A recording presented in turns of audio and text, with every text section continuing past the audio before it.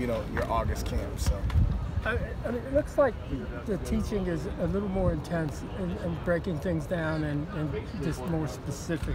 Yeah. You're able to do that this year. We're trying to be more specific in what we're teaching the guys. You know what I'm saying? Instead of, like I said, not throwing a whole gambit at them, but just giving it to them in pieces and letting them absorb it. And we're not trying to move on and jump onto a whole lot of different things until we make sure that most of the guys have absorbed what we're trying to teach from the get-go. It looks like you have the ability to, stop and quickly correct and move on. There's not a whole lot of, stop and explain and walk through. We'll do that in walkthroughs and we'll do that in meetings, but when we're out here on the field, we want to get through reps so we'll have something to show them. And listen, they're going to make mistakes. I'd rather they make them out here than to make them in the Coliseum on Saturday. So, no. It's been a big emphasis with this defense not to make that big communication mistake or that big coverage bust. And that kind of was a problem last year, but it doesn't look like it's one of those things where, this is one of those positions where if you do have a mistake, it's not easily covered up because you might not have to know a lot about football, but when the guy's running wide open. and usually who should be covering them. So for the most part, communication is big. I always tell the guys, go to the NFL camp, close your eyes, and listen to all the chatter that happens before the snap. That's when you got a pretty good defense. You guys are preparing for UNLV, but you guys still have a session every day, the drills with your cornerbacks.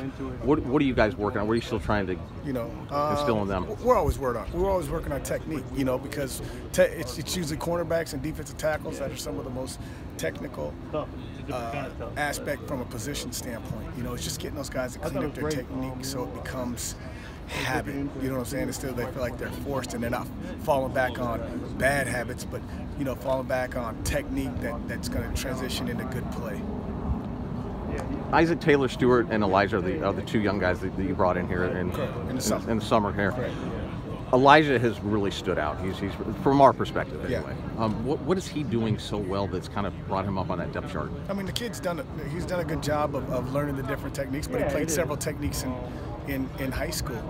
I think Isaac, was one of those guys where, hey, they said go cover that dude, and he did a great job in high school for what they asked him to do. Yeah. Helix had a great run last year. They were in the state championship. So, for what they asked him to do, he did a great job of it. And it's, hey, go cover your man and don't let him catch the ball. He did a great job of that. When you come here, now you got to learn different aspects as far as, 3 deep and quarters coverage and cover 2 and man and traps and all that different types of techniques that we use or schemes that we use. You got to learn all those and to be able to know when to use them and how to use them.